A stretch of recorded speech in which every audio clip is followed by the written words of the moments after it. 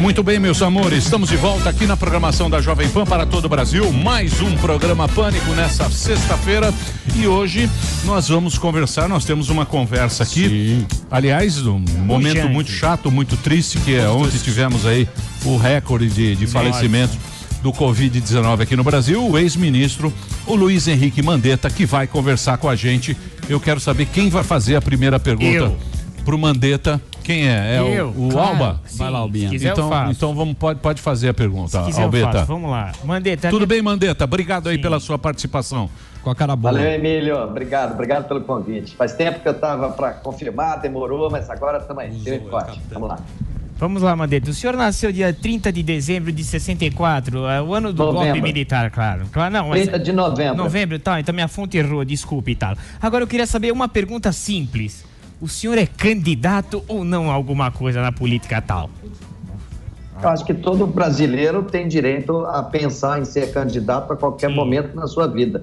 Hoje não tem nenhuma eleição que eu vá disputar nessas eleições municipais, nem de vereador, nem de prefeito.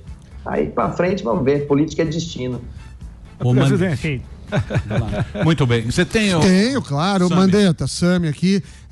Prazer estar contigo ainda aqui por Skype. Eu tenho estudado um pouco o tema junto com um grupo de pesquisadores e a gente enfrenta desde da sua época até agora, então acho que é um problema estrutural, com a falta de dados. Por exemplo, o público não é público o número de leitos que tem no país por estado, número que estão ocupados, não ocupados, com Covid, com outras enfermidades. Por que acontece isso? Eu entrei lá no DataSUS, pedi, não me autorizaram, fui lá nas assessorias de imprensa, de governos municipais, estaduais. O que acontece que a gente não tem dados aqui no Brasil? Eu acho que essa questão de informação em saúde no Brasil, ela é um capítulo muito complexo. Sem dúvida. De como nós chegamos. O Ministério da Saúde tem mais de 300 softwares, cada um numa linguagem, os estados com outras linguagens e os municípios com outras linguagens.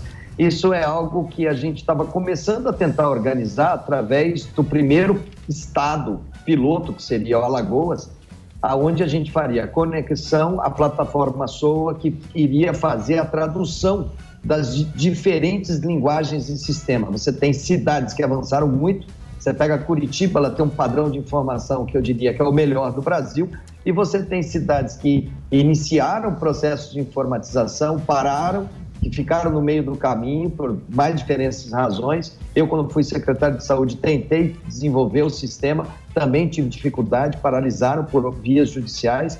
Depois você tem estados que escreveram em DOS, em COBOL, o outro escreveu em Clipper, o outro escreveu em Java, as linguagens totalmente... Então, a gente estava tentando dar um padrão de comunicação. No caso da Covid, especificamente, esse a gente tentou fazer, fez até a portaria, tornando obrigatório que eles nos mandassem diariamente a movimentação dos leitos. Mas aí cai dentro de hospitais que são os prestadores, que têm outros sistemas que não falam também. Isso é uma página que dificulta muito as coisas. Nós tínhamos alguns métodos indiretos, simplificados, que nós utilizávamos para fazer. Eu vi alguns ensaios matemáticos que vocês fizeram, onde você estava inserido no grupo, e eu os achei muito bom. Nós também fazíamos vários ensaios e alguns deles eu coloquei lá na época que eu estava no Ministério, eu coloquei daquele seu grupo como debate, como parâmetros diferenciados ali dentro para a gente poder fazer também o nosso debate. Usávamos um Big Data com pessoas, a própria McKinsey nos ajudava voluntariamente com grandes Big Data da USP, Big Data enfim, de várias universidades a gente usava e a gente tinha as informações bem trabalhadas dentro das possibilidades que a gente podia. Não sei como é que eles fizeram depois que nós saímos. Ô Mandetta, mas deu tudo errado, né? Surita, veja bem, isso é uma doença nova, essa é uma doença que está se apresentando ao mundo. A maneira como a China se apresentou essa doença lá em janeiro, ela apresentou um vírus pesado, ela mostrou a cidade de Wuhan. Wuhan é uma cidade que tem lá 12 milhões de habitantes, uma cidade que teve 6 semanas de quarentena, depois eles abriram. se você perguntar, vem cá, alguém sabia que existia uma cidade chamada Wuhan, de 12 milhões de habitantes na China? Eu acho que ninguém. Aí quando a gente pergunta, em Pequim, que está ali do lado, né, com 26 milhões de habitantes, praticamente não teve casos. A China, com 1,5 bilhão de pessoas, praticamente não teve casos. Aí você vai para o que ocorreu na Península Asiática, era uma coisa. Somente quando a Itália apresentou, foi o primeiro país ocidental que apresentou a chegada do vírus, aí foi caindo o sistema de saúde italiano, espanhol, francês, alemão, inglês, aí caiu o sistema de saúde norte-americano, aí caiu Nova York, aí caiu Califórnia, caiu a Flórida, mostrando que o vírus é extremamente competente na transmissão e que você tem que organizar não só a promoção de saúde, a prevenção, que é o isolamento, o distanciamento, a higiene das mãos, mas organizar rapidamente o sistema de saúde para ampliar.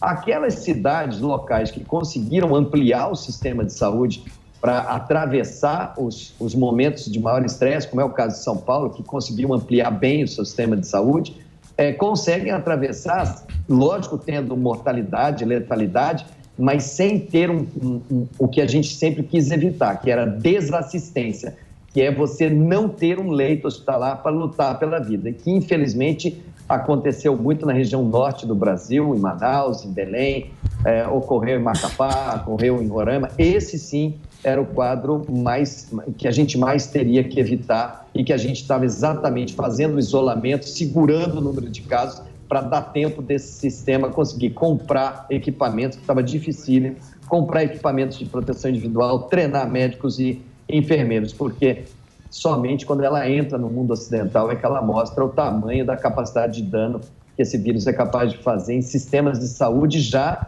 muito, muito estabelecidos. Ô Mandetta, tudo bem? Aqui Rogério falando. Eu queria falar a respeito da cloroquina, que você deu uma ironizada a respeito, até falou que é o próximo que se aproxima do estudo duplo cego, e a OMS retomou aí os estudos. Você continua achando que a cloroquina talvez não seja algo benéfico para a Covid, ou você vai junto com a OMS agora? Cara, eu sou o primeiro a ter fé, eu tenho fé, acho que fé é super importante, eu rezo todo dia para Nossa Senhora Aparecida, para Santa Dulce dos Pobres, eu sou muito devoto, rezo terço, rezando para que alguma coisa se apresente como uma arma efetiva. Eu não sou contra nem a favor a droga A, B ou C, a cloroquina está aí, fizeram um carnaval sobre ela, mas tem o pessoal que defende o uso de corticoide no primeiro dia, tem o pessoal que defende o uso de anticoagulante, tem o pessoal que quer internar para fazer um anticoagulante tipo heparina. Agora os russos fizeram um retroviral da AIDS, o Brasil pesquisa, já teve os vermífugos, a anita, a ivermectina. O que é o seguinte, eu não tenho partido, eu não politizo esse assunto. O que eu quero é que a ciência me dê os números. Se a Lancet publicou e depois voltou atrás, retirou, questionemos a Lancet. O que eu preciso é de segurança científica, porque nessas horas, quando você tem essas doenças infecciosas, você pode pegar qualquer livro aí de história. Eu estou lendo agora, o Nizam Guanais me mandou o Decamerão, que é sobre a peste em 1500. É um livro pesado, mas eu estou lendo agora. Todas elas, a do Camus, todas aparecem soluções mágicas, soluções. O que eu não gosto é de que eu não achava correto era o governo ser o proponente de uma solução que ainda não estava clara. E existia uma linha que falava, não, o governo tem que ser o proponente desta solução. Eu só aguardava que eu tivesse os estudos, inclusive os estudos aí que a gente estava cofinanciando, feitos aí em São Paulo. Pois é, Mandetta, mas ainda falando sobre a OMS, muito se falou, né, exatamente como você disse, pela ciência, nós vamos perceber os paradigmas da ciência. A OMS é o centro catalisador da ciência e da medicina mundial, e a gente vê que ela foi e voltou atrás como barata tonta, e a gente tomou decisões, os governos tomaram decisões, o seu governo tomou decisões baseadas nas recomendações da OMS. A OMS foi e voltou no caso da máscara, foi e voltou no caso da cloroquina, adiou a pandemia de alguma forma com a suspeita de um conluio com a ditadura chinesa e várias outras coisas, como, enfim, como é que a gente pode confiar na Organização Mundial da Saúde se ela mesmo se contradiz o tempo inteiro, por exemplo, também em relação ao isolamento, ela relativizou E muitas pessoas estão perdendo emprego, Mandetta, perdendo a sua fonte de trabalho exatamente por esse isolacionismo burro e estúpido que a gente fez, não percebendo as diferenças de regiões, de cidades, de estados do Brasil, e a gente está perdendo economicamente também. A FAO tem 260 milhões de projeções de pessoas famintas, ou seja, talvez morra até mais gente do caso da Covid. Tudo isso baseado nas premissas, parece ao que tudo percebe, ao que a gente pode perceber, equivocadíssimas do OMS. Então, aonde está essa ciência, Mandetta? Bom, primeiro que essas premissas, elas são as que nós temos oficiais. Nós vimos várias vezes sendo citada a Suécia é um case, ela não vai fazer nada. Está lá a Suécia com os seus casos com muita dificuldade. Não existe ninguém nessa história que seja dono da verdade. Nós somos, a humanidade, dona da dúvida. Nós temos um vírus novo, uma doença nova se apresentando. Cada sociedade procurou se portar frente a esse vírus de uma maneira. O Brasil, com as suas determinantes sociais históricas, de favelas, de exclusão social, de transporte público superlotado todos os dias com as pessoas ali dentro, o contato inevitável, aqueles governantes que olharam e viram o estrago que fez em sistemas de saúde dito do primeiro mundo, tomaram as suas cautelas de pedir o isolamento e distanciamento, corretamente. Acho que se não tivéssemos feito, tenho a minha mais absoluta convicção que teríamos assistido uma tragédia de proporções inimagináveis. Agora, não existe fórmula pronta. E em ciência, em saúde, eu sei que as pessoas que são do mundo das ciências exatas cobram. Quando eu vou fazer uma cirurgia numa pessoa, eu sempre sei se o pai, que eu opero muita criança, eles perguntam quantos pontos vai levar na pele, quanto tempo que vai levar a cirurgia. Eles querem respostas absolutas. E para nós, assim, 2 mais 2 pode ser 4. A gente vai tentar que dê 4. Agora, não é uma ciência exata, ela é uma arte, ela é uma impressão. Cada organismo é um caso, cada sociedade é um caso. No começo aqui falavam assim, não, no hemisfério sul é tão calor no Brasil que esse vírus não vai fazer nada. Onde já se viu falar em vírus respiratório, em Manaus, em Cuiabá, é tão calor que ele não vai se sustentar. De repente, a gente teve como a porta de entrada, o cartão de visita do vírus no nosso país, foi exatamente Manaus que sofreu um quadro de desassistência com mortes aos borbotões, com engarrafamento até de sistema funerário, que não conseguiu dar vazão, tinha que fazer enterro com retroescavadeira. Não existe nenhuma fórmula, não é fácil para ninguém, e é um falso dilema você dizer que o vírus causa problemas na economia. Todas as epidemias, elas chegam em depressão econômica. E somente quando a humanidade consegue a solução para aquele problema é que você supera. O que nós tínhamos que fazer naquele momento era, vamos parar, vamos montar o nosso sistema o melhor que a gente possa montar, porque vem aí uma doença infecciosa. Mas não foi montado, e dar essa informação muito clara para a população, para que ela soubesse do que a gente estava falando. Essa era a missão do Ministério da Saúde e foi isso que a gente procurou fazer. E não é um país, não é uma política única para o Brasil. O Brasil é assimétrico. O que está acontecendo em Roraima é totalmente diferente do que acontece em São Paulo, onde vocês estão, ou em Porto Alegre ou no Rio de Janeiro. Cada localidade dessa tem que interpretar as suas fragilidades e as suas potencialidades. Ô Mandetta, tudo bem? Aqui é o Zucker, mas eu só queria fazer uma pergunta assim relacionada à polarização. Porque no começo a gente viu você defendendo vidas, vi você falando de uma forma bonita que teu pai falou, vai lá e defenda vidas. Só que, quando você saiu do cargo, você abraçou a galera, aí os caras falaram, o cara tá abraçando. Isso daí complica porque fica uma torcida. Se você tivesse no cargo, que foi interrompido, você não é mais o ministro, qual que é a estratégia e por que nós não testamos a população? Bom, primeiro que aquela cena ela foi errada mesmo. Podem falar, por que abraçou? Aquilo era uma funcionária do Ministério da Saúde muito querida, nós trabalhamos ali dentro numa pressão muito grande, 90 dias, todo mundo com distanciamento, 3 metros um do outro, cadeia de evacuação. Lá dentro a gente tinha preparado até os quartos para quem ficasse doente. Por exemplo, se eu ficasse doente, eu ia ficar dentro do Ministério da Saúde. A gente viveu aquilo muito intensamente e era um dia de muita emoção para todo mundo que estava ali dentro. A equipe estava muito, muito junta, muito, muito unida. Errado o que foi feito. Agora, testagem, vamos lá. quando a Itália mostra aquilo para o mundo, e os Estados Unidos, se você lembrar, era um outro líder político, o Trump, que falava, não, nós vamos ultrapassar isso com facilidade. Ele retirou do CDC, que é historicamente o Centro de Disease Control em Atlanta, é quem faz esse enfrentamento técnico. Ele colocou o Mike Pence como responsável pelo coronavírus nos Estados Unidos. Na hora que ele viu que entrou nos Estados Unidos, que ele passou para o Fauci, que era passou a ser a saúde, passou a pilotar aquilo dali, os Estados Unidos e a Europa juntos, eles entraram comprando a totalidade dos equipamentos de proteção individual de testagem disponível. Nós não temos capacidade técnica ainda para ter os reagentes aqui dentro para nós produzirmos.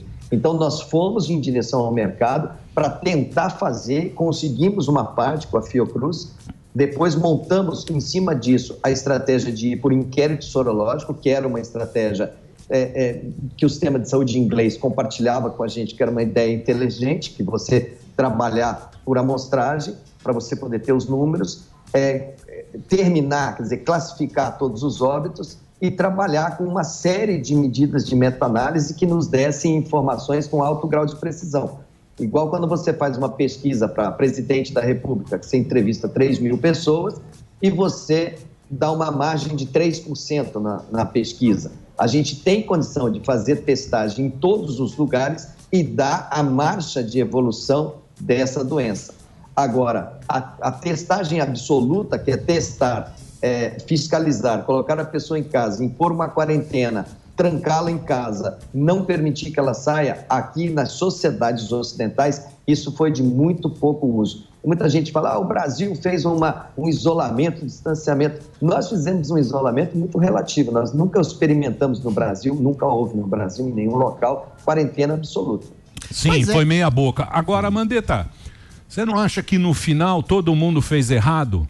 Porque no começo, se você pensar bem, já desde o início, lá, acho que foi em janeiro que foi lançado o alerta, né? Que vai ter a pandemia. Tá China. Aí depois, aqui no Brasil, começou aquele negócio dos carnavais. Sim. Carnaval pra caramba. Quem não gosta de carnaval, tem um pouco de grana, vai embora. O cara foi pra Europa, foi lá pra Itália, foi pra Espanha. Tanto é que o primeiro caso aqui é de um cara que voltou de Milão, se não me engano. Acho que Itália.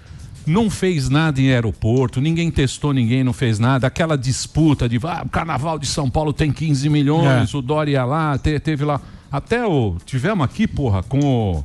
Não, pode ir no Carnaval, fica tranquilo. Isso aí foi o primeiro grande problema. O segundo grande problema veio a história do Bolsonaro, de sair pra rua, da gripinha e tal, não sei o quê. O Dória aqui juntou com os governadores e falou, não, vamos ficar na ciência, que vocês ficaram naquele negócio. A ciência e taco louco. A população não sabia direito o que fazer. Se usava máscara, se não usava, se ia perder o emprego. Você ia lá, falava do pico, que o pico não chegava, era pouca morte. Todo mundo ali perdido naquele negócio, sem uma luz na frente, falar, usa máscara, álcool gel. Ninguém falou nada para a população, para a gente em geral. E aí ficou todo mundo perdido com aquele negócio. É a ciência ou é a cloroquina? Não, a cloroquina vai resolver nada. E foi esse negócio passando. Passou-se o tempo, ficou todo mundo em casa, agora tem que abrir no pico. Não sei se é pico, se não é. O seu pico ficou lá uma hora, era no mês seguinte, na outra hora, não sei o quê. E nesse momento, a gente, tanto o cara que acreditou na ciência, que tinha hashtag fica em casa, ficou em casa, agora não aguenta mais, está com o saco cheio de ficar em casa, saiu de casa, o cara perdeu o emprego e é capaz do Brasil bater o recorde de ser o pior país do mundo que combateu esse coronavírus. É capaz da gente ganhar dos Estados Unidos. Sim, cada um com um discurso, todo mundo perdido no final. Com esse discurso, cheio de hipótese científica. Ficou 2 discursos aí, ninguém sabe. Entrou os juízes também, despachando, faz isso. Roubaram pra cacete, que vocês sabem que estão roubando. Ainda estão. Covidão. Isso aí eu acho que vai ser uma página bem triste do Brasil, hein? E todo mundo... né? Eu acho que todo mundo está envolvido nessa história. Todo mundo errou. Tem a culpa no cartório aí. Por falta de informação. Culpa 2022. Eu acho que isso daí, cada sociedade, ela enfrenta essa doença, essa notícia da doença de uma forma. Essa é a sociedade brasileira. É assim que ela se comportou. O que a gente tentava fazer naquele momento era, vamos parar para aumentar o sistema. O passo seguinte era, agora vamos ter os parâmetros para como que a gente vai se movimentar para que a gente possa atravessar. Vamos fazer uma alocação de um recurso mínimo para quem vai estar na informalidade para atravessar. Eu tenho outro dia, esse negócio de pico é interessante, porque a epidemia no Brasil, o Brasil é um continente. Ou você pode dizer hoje que nós temos uma epidemia única, com diferentes estágios em diferentes cidades, né? Enquanto São Paulo, a cidade de São Paulo, já está num platô e numa tendência de queda, você tem...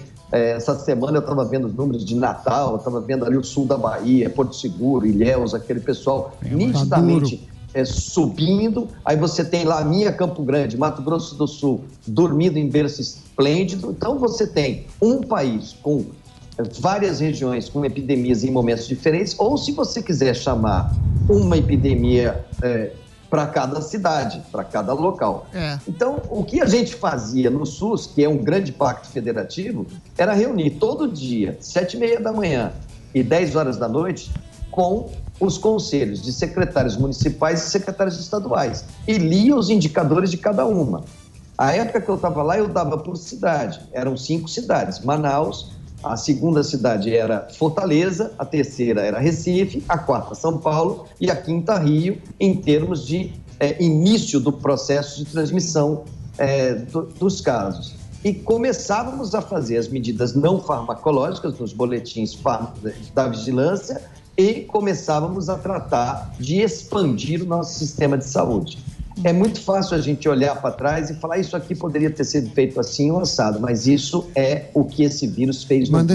Ele não negociou com ninguém. Ele se impôs sobre todo e qualquer sociedade. Não teve nenhuma sociedade que possa chegar e falar assim, a Coreia passou por MERS 2015, 2016 e eles têm lá naquela região, todos aqueles países, eles fazem super treinamentos para essa questão de vírus. É como se eu falasse de terremoto. As crianças no Japão, elas entram embaixo da cama, tem o dia para todo mundo, os prédios são construídos para evitar terremoto. Aqui no Brasil a gente não faz, porque a probabilidade de ter um terremoto aqui é muito pequena, quase nada. Se tiver um terremoto, claramente nós não estaremos preparados para um terremoto. E o vírus respiratório, todos eles surgem daquela região. Então, a maneira como ele foi apresentado, a maneira como a Organização Mundial da Saúde apresentou esse vírus para o mundo, e depois como esse vírus se comportou nas sociedades ocidentais, e isso vai ser motivo para muita discussão científica durante muitos e muitos anos, e o Brasil vai ser, sim, muito questionado de como se deu. Trocamos um ministro, trocamos a equipe toda, é lógico que você tem uma interrupção, você paga um preço. Pois é, Mandetta, mas aí você não faz uma autocrítica no seguinte sentido, você falou que realmente diferentes regiões, diferentes cidades deveriam ter tratamentos distintos, né? Mas você, no Ministério da Saúde, recomendou o isolamento quase que amplitude nacional. O seu estado, por exemplo, Mato Grosso do Sul, teve poucos casos, infelizmente teve algumas mortes, mas menos mortes que toda a região brasileira. E teve um isolamento também mais radical. Muita gente fala que é sorte, que o Mato Grosso do Sul não tinha um afluxo turístico direto para Wuhan, Milão, como São Paulo, como Nova York, como Fortaleza, como Rio de Janeiro, que tiveram mais casos, assim, que tem mais aportes turísticos nesse sentido. Não foi um erro você recomendar esse isolamento mais radical, esperando que tivesse uma resposta nos hospitais públicos? E a gente vê, inclusive, para além dos desempregados, as pessoas mandadas embora, das pessoas passando fome em favelas, a gente vê também a questão exatamente desse erro brutal de estados diferentes com tratamentos iguais em todo o Brasil. Você não acha que foi um erro recomendar esse isolamento em caráter totalmente nacional? Não, porque você tem duas variáveis em relação a essa doença. Você tem uma variável que é transmissão, velocidade de transmissão, como se você tivesse um gráfico aqui, e uma outra variável do lado, aqui na horizontal, que é a sua capacidade de leitos hospitalares para atender. Se você pegar Mato Grosso do Sul, ele é o estado que tinha a menor relação de leitos hospitalares de intensivismo em relação ao número de habitantes. Então, ele tinha era que reorganizar a sua rede e abrir, tanto que eles prepararam lá 240 leitos. E é só uma questão de tempo, porque vírus respiratório como esse, ele vai fazendo a sua transmissão. Nós vamos passar por isso. Então, aquilo era um momento para que o Sistema Único de Saúde se preparasse. São Paulo abriu extra 4.100 leitos de CTI aí dentro da cidade. Você não abre 4.100 leitos de CTI igual o Gênesis, faça-se a luz e a luz se fez. Tem que achar o médico, a enfermeira, os equipamentos, os monitores, os respiradores. Isso é muito trabalhoso. Então, naquele momento vamos parar para aumentar o nosso sistema. Se você tivesse uma solução ideal, falasse assim, eu preciso em São Paulo de 5.000 leitos de CTI e tenho 10.000 leitos de CTI, você pode chegar para a população e falar, eu tenho uma doença gravíssima, se você adoecer, eu tenho como te atender. Mas olha, ela causa isso, a letalidade é essa. Mas mesmo que todo mundo sair para a rua, eu tenho o dobro dos leitos necessários para lhes atender. Você encara como uma doença. Viver ou morrer é um processo de destino, é vida. Você, se é diabético, o médico fala para você, olha, não coma doce, controla. Se você não cuidar do seu diabetes, você pode perder sua perna, pode ter visão, pode ter um infarto, pode morrer. E o médico não deixa de atender a pessoa porque ele não faz a dieta ou porque ele não usa o remédio. Ele não abandona aquele doente até o final. Essa gripe é a mesma coisa. O problema é que você não tinha um sistema, pelo que a gente estava vendo, e nós estávamos naquela época com a China sem logística, sem avião. Nós tínhamos 15 capitais brasileiras sem voo diário. Nós tínhamos, historicamente, um número restrito de leitos de CTI. Essa guerra por vaga em CTI, ela faz horas que ela está batendo dentro do sistema, que a gente parada dentro de UPA, esperando ordem judicial. Nós tínhamos que ter um prazo para expandir. Na primeira semana que a gente fez de isolamento, já estavam falando exatamente esse discurso que você está falando. Vai quebrar todo mundo, uma semana, 2 semanas nós vamos quebrar, nós não podemos fazer isso, nós temos que viver a vida como ela é. Vamos tocar a economia, vamos correr, porque senão a economia vai acabar. Isso é um falso dilema. Nós tínhamos o plano, nós iríamos primeiro expandir o sistema, garantir o mínimo, fazer... Talvez se Manaus não tivesse caído naquele imaginário de que aqui é tão quente que aqui não vai ter vírus respiratório, se a Zona Franca de Manaus tivesse trabalhado junto com a Vila Operária, talvez ela tivesse saído. Minas Gerais é um case, tem que estudar, Mato Grosso do tem Sul que fazer também não teve. São regiões diferentes. E outra coisa, Mandetta, aqui a gente está com um hospital de campanha em São Paulo com 80% de leitos vagos. Sim. Ou seja, a gente não se preparou, foi um falso dilema também. Essa preparação que viria graças ao isolamento não veio. E a gente está com leitos ociosos, ou seja, há uma completa burocracia maluca aí que está deixando a população indignada. Cadê os leitos? Ou estão sobrando? São Paulo montou os leitos. Você acha que isso não teve preparo? Você acha que São Paulo montou 4.100 leitos sem preparo nenhum? Se ela chegou a informar que ela chegou num determinado momento a usar quase 90% dos leitos que ela fez, então, isso é um dado falso. Se há 90% de ocupação e a gente vê um hospital de campanha com 80% de leitos ociosos, me desculpe, Mandetta, é um dado completamente falso.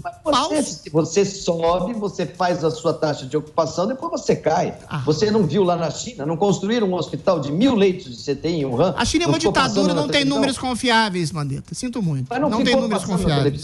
Depois de um mês, eles foram lá e desmontaram o hospital. Nova York abriu o hospital de campanha, agora eles já estão falando, olha, já estamos equilibrados, daqui a pouco vai desmanchar. Isso é natural, é de uma doença infecciosa. O governador quer contratar mais leito, né? Agora, mas aí eu não estou vivendo, eu não estou sabendo quais são os números de São Paulo. Me puseram uma quarentena, eu estou aqui te dizendo, retratando o que eu vivi enquanto ministro da Saúde e decisões que nós tomamos de vamos parar e vamos aumentar o sistema, vamos ampliar o sistema, porque não era correto para um país cuja primeira função tem que ser zelar da vida do cidadão. Como é que eu ia sabendo de tudo que ele estava fazendo no mundo? Como é que eu não iria tentar ampliar o nosso sistema de saúde, tentar construir uma estratégia minimamente para você ter uma coisa básica, que é a cidadania? Né? Como é que você ia fazer aí com as suas favelas aí de São Paulo, ou com o Complexo do Alemão do Rio? Nós íamos só assistir, né? Não, é assim mesmo, tem que estudar o brasileiro, ele toma banho no esgoto e ele sai do outro lado. Vamos embora todo mundo trabalhar, vamos jogar bola, vamos tocar o campeonato, vamos abrir as empresas, senão vai quebrar. E se morrer? Se morrer é só um detalhe. Para mim não serve. Não, mas o grande problema é que vai morrer pra caramba e vai pro saco também a economia, né? O problema não resolveu as nenhum duas, nem outro. As duas narrativas de meter o louco. As duas narrativas de meter o louco e hashtag fica em casa, o amor e tal, não sei o quê, nenhuma resolveu. E nós que vamos pagar o pato. É o povo que vai perder o amigo, vai perder o familiar, vai perder o emprego. Esse é que é o problema. Criou-se duas narrativas e ninguém chegou a um equilíbrio. Denominador. Né? A gente trabalhava, Emílio. Oi? A gente trabalhava na época com o conceito de economia também. A gente tinha lá as nossas maneiras de enxergar esse dilema. A saúde colocou, olha, as minhas condicionantes como se fosse um triângulo. Esse corona está aqui no meio. Eu preciso de recursos humanos, eu preciso de equipamentos de proteção individual. Se eu tocasse naquele momento que os meus enfermeiros não tinham sequer as máscaras, viseiras, e eles fossem expostos, eu ia perder os recursos humanos. E eu preciso dos ventiladores, dos respiradores, para montar os leitos. Eu tendo esse triângulo, eu posso começar a trabalhar. Nós chegamos a trabalhar com o conceito de 80% de leito de ocupação para você falar em isolamento. Mas isso na hora que nós tivéssemos as pré-condições, as condicionantes para fazer. Nós tínhamos que montar um sistema. Então, naquele momento era muito claro, calma, transparência nos números, todos os números abertos para todo mundo, não tinha ninguém que não soubesse os números. Está aqui, nós vamos fazer isso agora, nós estamos expandindo, nós estamos comprando, nós estamos voltando a ter uma normalidade. Nós chegamos a ter no Brasil quase 30, 40 dias em que nós não conseguimos entrar aqui dentro um item de equipamentos de proteção individual, porque o mundo resolveu comprar da China. Nós tivemos que recompor um parque para construir respiradores, porque o Brasil abriu mão de parque industrial há muito tempo e ficou dependente da China. Isso é um erro dessa globalização por escala que vai ter que ser revisto. Agora, não dá para a gente chegar e falar assim, não, nós deveríamos ter tocado a economia, porque se tivesse morrido bastante gente, mas a economia tivesse boa, nós pelo menos teríamos a economia e nós não estaríamos com problema econômico. Isso é um falso dilema. Toda epidemia leva a uma grande crise econômica, ponto. Mas eu acho. Ser humano não. Né? Mas, ô Mandetta, eu acho que a população ela ficou desamparada. Ela ficou sem informação. Eu procurei. Ela ficou sem informação, cara. Eu procurei dar. Eu sei, você falava, você fala bem. O máximo possível as informações que eu achava corretas para aquele momento. Não, agora, você tinha uma dubiedade. Você tinha um governador falando uma coisa e o presidente falando outra, e um prefeito falando uma terceira, e os vereadores falando uma quarta. Ninguém tinha certeza, né, Mandetta? Então, porque também ninguém sabia. Aí ficou a ciência contra pseudociência. Não, ficou assim, ficou a OMS. A OMS não sabia, não tinha certeza também. Ficou a ciência tentando desvendar o que é esse vírus, de onde ele vem, que imunidade é essa. Vai ser através dessa pseudociência que você fala que vai vir a vacina. E aí que eu quero ver o pessoal do movimento anti-vacina falar assim, eu não quero, eu não gosto da ciência. É ela, com seus erros, com seus acertos, humana, né? Que vai tentar desvendar esse mistério. A ciência é um conjunto de hipóteses, que se transferem, que são contrastadas, pode chegar a uma verdade. O problema é você estabelecer uma certeza através de algo que não foi testado. Leva ele lá no hospital. Calma, Chico Bento. Deixa eu... Mandetta, eu vou fazer um break. Deixa eu falar, eu gosto. Não, eu vou fazer 3 minutos de break na sequência. Não, eu tenho pergunta. Tem várias perguntas. Eu também tenho pergunta para fazer, que fez parte da minha live ontem aí. Calma. Daqui a pouquinho a gente volta. O Mandetta tá aqui com a gente. O Instagram dele é LH Mandetta com 2 T's. Você pode ir Henrique Mandetta com 2 T's também. A gente volta daqui a pouquinho aqui na Jovem Pan. Se tiver pergunta, Programa Pan. Já a gente volta. Cheiro de candidato. Estamos de volta aqui na programação da Jovem Pan para todo o Brasil, aqui na nossa grande rede e também para o pessoal do Panflix que está nos acompanhando. Hoje uma presença ilustre, o ex-ministro, o Mandetta, Luiz Henrique Mandetta, está conversando com a gente aqui, estamos batendo um papo com ele por Skype e estamos falando aqui da Covid, que Covid-19 pegou, essa confusão toda, e o Sami parece que tinha uma pergunta.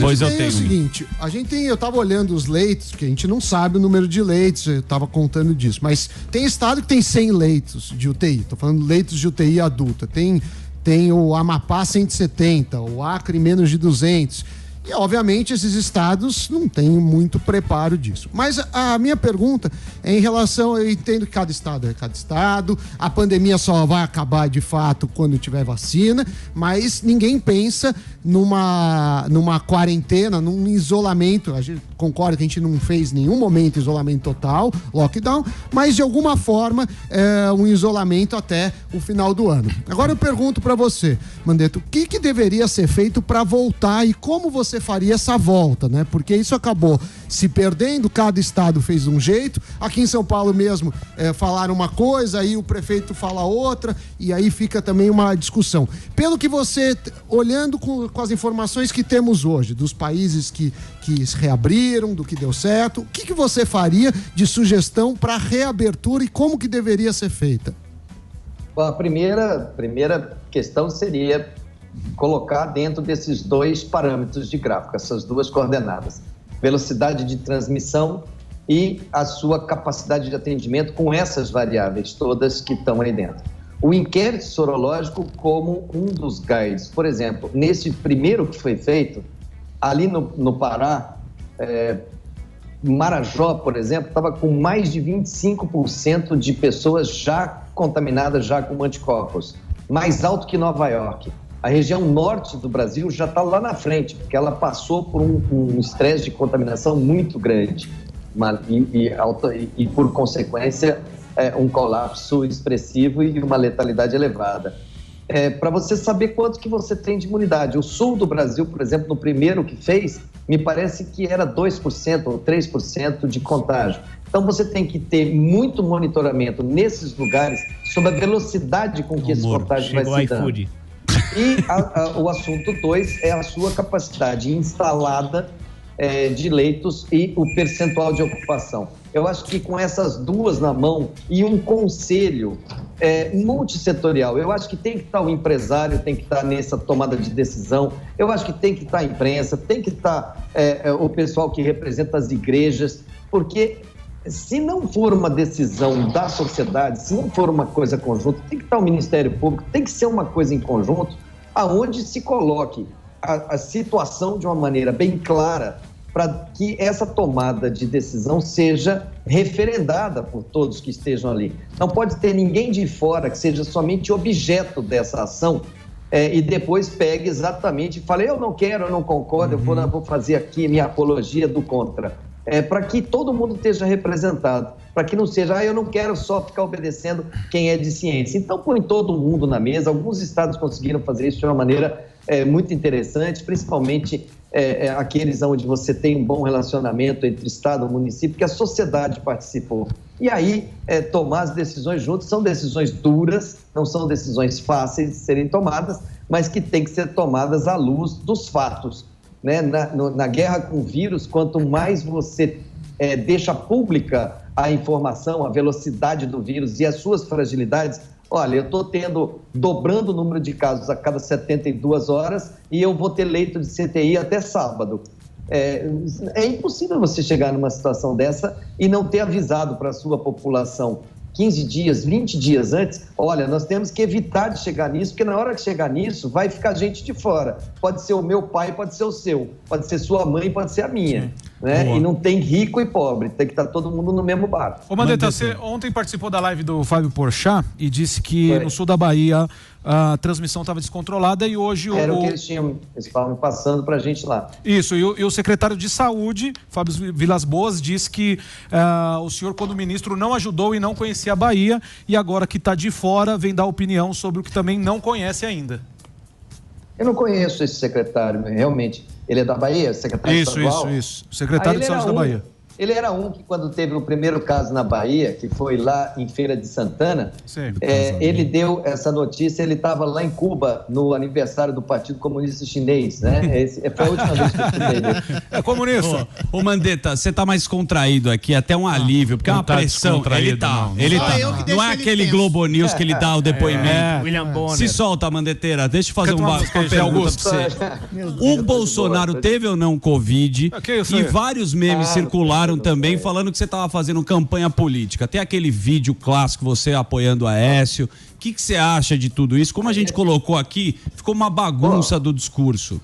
Então, primeiro, Bolsonaro teve ou não Covid e se você já está pensando em 2022? Candidato. Presidente. Candidato. Não, primeiro eu nunca fui médico do presidente Bolsonaro, nem mesmo Mas tava no bastidor. Eu me lembro que ele fez a cirurgia, eu até coloquei para o senhor, quer que acompanha? Não. Aquilo, a saúde dele sempre foi uma coisa reservada e isso é normal e eu nunca tive acesso a nenhum desses exames, nada, e respeito muito, ele tem médicos que o assessoram. Com certeza ele já falou sobre isso e eu acho que isso é matéria vencida. Agora, Aécio, em 2014, era Aécio contra Dilma, eu era Aécio mesmo. Aí você tava no busão. Muita gente aqui também comprou bandeirinha. Tem caneca do Aécio até hoje. Contra o PT até Satanás. Ô, Mandetta, deixa eu... Essas coisas bem claras aqui. Quando eu resolvi entrar nesse negócio de política, eu nunca fui prefeito, nunca fui deputado estadual, nunca fui vereador, nunca fui nada. Eu fui direto para deputado federal porque eu achava que a saúde tinha que ser discutida lá na Câmara, porque o SUS é lei federal e plano de saúde é lei federal.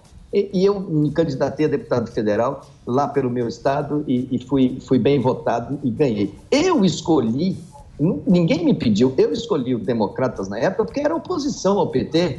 Naquela época que o Lula tinha 85% de avaliação e que ninguém queria sequer fazer crítica, que todo o empresariado apoiava e ajudava os candidatos da esquerda e era muito feio você falar que você era de centro-direita. Eu sou liberal na economia, eu tenho todas essas questões e permaneci num partido de oposição esse tempo todo porque achava que devia fazer. Fui reeleito, mesmo na época eu falei, eu não quero ser candidato, me colocaram, fui eleito naquela do ES, até ajudei ele. E nesse último mandato agora, não chegou no final, eu falei, cara, eu não quero ser mais candidato.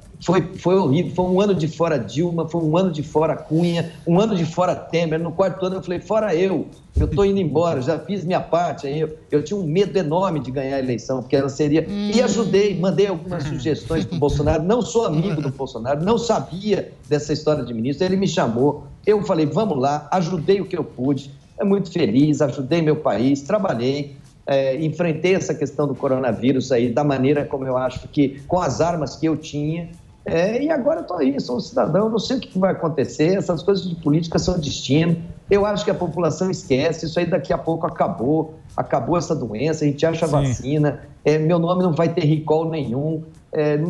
O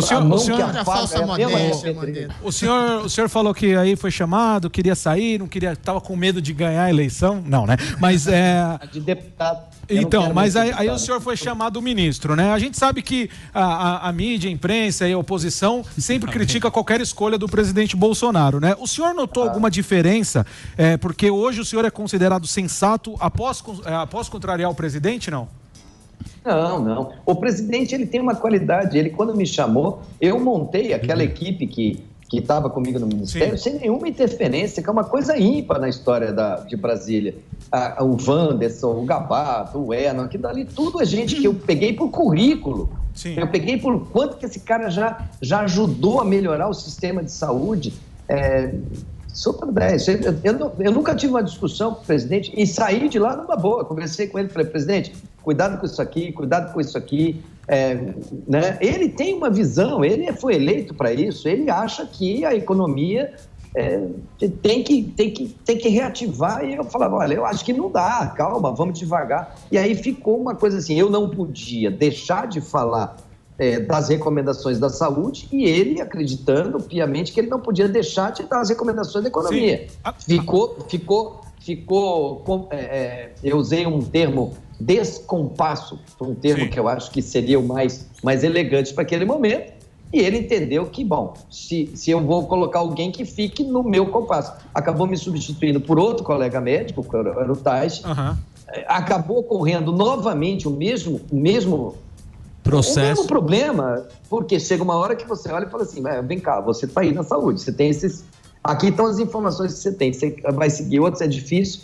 E agora eu acho que ele está mais confortável. Sim, mas a questão... Uma equipe de militares que não são médicos, então, ficam mais confortáveis de dar essa linha de de vamos tocar logo essa economia, parar um pouco esse foco da saúde, parar de falar de doença, para com isso, para de falar de óbito e tal, e vamos tocar outra agenda aí, talvez seja mais apropriado para o momento. Não, mas a questão certo, não, a questão era se o senhor sentiu que hoje todo mundo considera o senhor sensato por conta desse descompasso aí. Porque É da oposição da mídia, né? Isso, Vamos ser isso. sinceros. Cara, eu não sei, esse negócio de mídia social, que todo mundo adora, né? Eu sou sempre muito avesso, eu nunca... Se você olhar lá no mídia Instagram, oficial.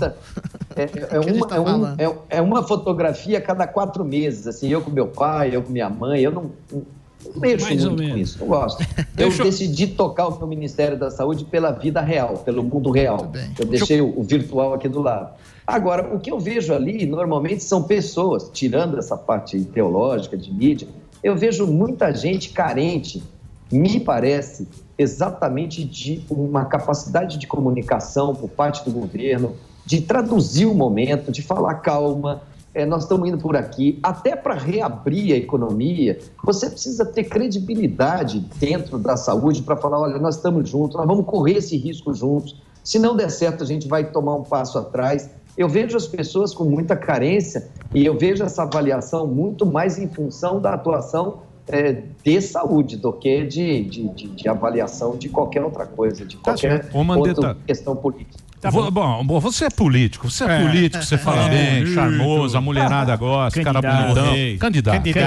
Mas deixa eu fazer uma pergunta para você. Não, deixa eu fazer uma pergunta para você, já que você esteve lá e viveu esse negócio do Covid. A gente também está envolvido nisso, dando informação, tal. Os caras estão meio loucos com essa história. E aí estava pensando cá com os meus botões. Se a gente for pensar bem, o fator cultural das pessoas, ele representou que a gente não tinha ideia disso. Se você pega Tóquio, que é uma cidade parelha, não estou comparando riqueza, tal, nem grana, né? Nem a questão financeira, tal. O Japão é muito mais rico que o Brasil, tal. Mas os países do Oriente, eles conseguiram melhor passar por isso, porque eles também já têm experiências anteriores, tal. Já viveram esse trauma lá atrás que a gente até então não tinha aqui. Mas se a gente olhar, tanto o Brasil como os Estados Unidos, eu acho que nós vamos passar Estados Unidos, vai ser o maior desastre do Brasil, vai ser o maior desastre, vai ser o Brasil. O Mandetta vai estar no livro, o Bolsonaro, o Dória, livro das desgraças. Todos esses caras vão estar na lista negra do mundo daqui 20 anos, vão falar todos. Com certeza, se o Brasil vai passar Estados Unidos porque está muito zoado aqui. Agora tem uma coisa, tem um detalhe interessante nisso, que é aquele político que eu vou chamar assim, não vou nem falar de direita ou de esquerda, vou chamar de populismo. O populismo é uma merda quando o tema é complexo como uma pandemia. Sobretudo populismo científico. Deixa eu te falar. A gente precisa aprender isso. Se a gente quiser tirar uma lição, eu acho, disso, é a gente ficar de olho em discurso populista, que uma coisa só vai resolver o problema. Narrativa. E a gente tem essa narrativa. Agora a gente vê lá de racismo nos Estados Unidos, dessa violência que está lá, sempre aquela solução simples e fácil, e a gente vê quando a treta é grande, não adianta vir com conversinha mole para boi dormir. Eu acho que isso a gente tem que aprender, porque isso é uma grande lição, não acreditar no cara que vem com solução fácil quando a pica é grande. Sobretudo em nome da pseudociência também. Populismo cientificista. Eu acho que isso é uma coisa que a gente tem que aprender. Eu tenho uma convicção muito grande de que as sociedades vão se olhar no pós-corona, no pós-Covid, e vão fazer essa análise e eu espero muito que o ser humano saia melhor disso. Se nós tivermos esse quadro que você está colocando, de sermos o país que tiver o maior número de casos, eu acho que a sociedade brasileira vai ter que se olhar e falar assim, olha, vamos lá, por que isso aconteceu? São anos e anos que a gente está negligenciando a educação, está negligenciando moradia, muita gente em favela, a gente está achando que isso é tudo normal. Eu vejo gente olhar o Rio de Janeiro e falar, o morro é cultural. Não é, a gente precisa enfrentar aquilo dali, a gente precisa melhorar saneamento, a gente precisa organizar melhor o sistema de saúde, a gente precisa amparar mais a ciência brasileira, né? Verdadeira, que está sendo feita no dia a dia, que muita gente na ponta, para a gente analisar os nossos erros e os nossos acertos. Eu acho que seja lá qual for o resultado final, eu torço muito para a equipe que está agora começando lá no Ministério da Saúde, para que eles consigam. Às vezes ele vai ver um olhar de que ontem eu vi o dono do Visa, ele falou que a cloroquina, a ideia é dar agora para o pessoal que estava grave, para o pessoal que estava no CTI, para o pessoal no estágio inicial e também dar como profilática para todo mundo tomar, porque tomando profilaticamente é onde ele entende que possa ser acabar com essa doença em 30 dias. Eu achei interessante, ele deve estar baseado em algum estudo, alguma coisa para propor isso. Mas se ele propor e fizer isso e der certo, parabéns, né? Eu fiz o que eu tinha de base para fazer na época, de base de ciência, procurando trabalhar com o que eu tinha de melhor aqui dentro e no mundo. Tem alguma perspectiva boa? Porque agora sexta-feira, sextou, o que você acha do quanto vai passar essa onda? Acredita que existe uma comissão de ética na presidência da República e que eu estou proibido. Eles me impuseram uma quarentena. Você não pode falar o que vai ser? Porque, e eu não posso falar. Assustaram com o lockdown. Informações conflitantes, etc. Então, eu evito de fazer sugestões de faça isso, faça aquilo. Eu não sei. Mas o tempo que vai passar, isso vai passar. A gente quer saber. O pico do Mandetta, finalmente. O pico seu quando tá é teu pico? Mostra pra gente.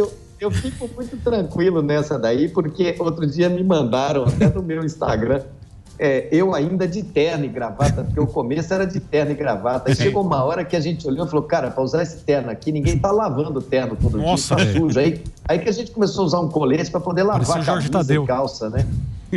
Mas ainda quando eu estava usando terno, quer dizer, provavelmente ali no começo de março, eu fiz lá naquelas coletivas lá, eu fiz a leitura do consolidado. A gente tinha os cenários. O mais otimista sempre foi o Gabardo.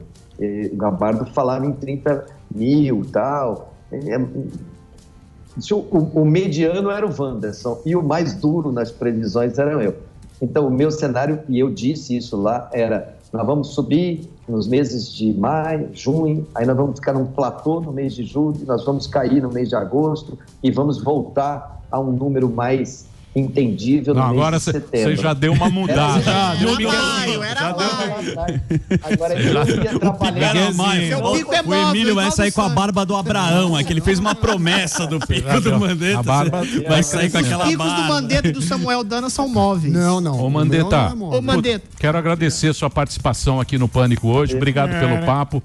Felizmente é um assunto complexo. Agradece a Marina, que é aí da sua equipe, que é amiga da minha prima, Nicole, que foi ela que conseguiu me colocar aqui hoje. Que vendeu dólar para o Mandetta. Chegava convite para mim do Pânico que nunca dava certo. Então, a Marina e a Paulinha aí do Pânico, que foram as que me colocaram aqui hoje. Agora você tá cheirando o candidato, hein? Candidato, hein? Você tá bronzeado. Já mandaram no grupinho do WhatsApp do Luciano Huck. Tá parecendo o Huck, tá parecendo Henrique Iglesias. Eu fiquei na fazenda. Tá bonitão, bolachudo. Botox. Parece o Zé Augusto, cantor, né? Vamos lá, vamos ver o que vai acontecer. Até outubro eles mandaram que eu fique sem trabalhar, então eu vou ficar só dando entrevista aí para o pessoal. Fazendo o nome, né? Eu estou escrevendo o livro, aí vai ter muita historinha dessas que vocês me perguntaram, que vai estar bem explicadinha no livro. O livro é sempre mais fácil de ler. Proibidão. Obrigado. Presença aqui hoje no Pânico do nosso ex-ministro Luiz Henrique Mandetta. Beijo, Mandetta. Falou tudo aqui na Jovem Pan. Obrigado. Valeu. Break rapidinho, Delari. Daqui a pouco tiraram o Bolsonaro pediu. Água no Mandetta! Água! Tá rachando. Mas não na OMS, né, Mandetta? Põe juízo nesse cara aí. Calma que tem musical, Mandetta. A ciência é um conjunto de hipóteses testadas, né, Mandetta? Vai levar o Adriles pra tua casa. Pseudociência é palpite cientificista. E a Suécia? Ô, Suécia. Vai levar o Adriles pra tua casa. Só tem macho lá. Vai pra casa do Mandetta. Na Normandia, ninguém saía com 99% de morrer. Hoje as pessoas ficam em casa com medo de morrer do vírus que mata 1 em cada 10 mil. A Suécia manteve um padrão de mortes menor que a Inglaterra, que a Espanha Não, e que a Itália. É um nível Mandetta tá bronzeado, menor. deixa o E Mandetta. preservou liberdades individuais, tomando fez o mesmo emprego lugar e do economia. Trump. Ô, Mandetta, o que você tá Grande vendo? Suécia. O que você tá vendo na O Netflix? que você tá vendo na Netflix aí, ô Mandetta? Mudando de assunto aí. Vai, só pra quebrar. Qual é a Só pra série que quebrar. você tá Essa é uma vendo, série Mandetta? boa que você tá vendo aí na Fala um quarentena, filme bom bonitão. aí. Cara, eu na verdade eu não assisto Netflix, eu tô lendo muito, eu tô lendo Decameron agora, que o Uma putaria danada, né? Estou relendo os diálogos platônicos mais uma vez, vendo o mito da caverna, para ver se eu consigo fazer com que as pessoas enxergam que há luz fora da caverna. Estou tentando, estou estudando. Ó a metáfora sacana. Vou fazer o break. Metáfora sacana. Calma, Chico Bento. Desligar o microfone. Obrigado, Mandetta. Um abraço para você. Valeu, Emílio. Valeu, um abração. Obrigado aí por ter conversado com a gente. Fazer o break rapidinho, Dedê. Já. Dedê lindo. Daqui a pouquinho a gente volta aqui na programação da Jovem Pan. Aguarde.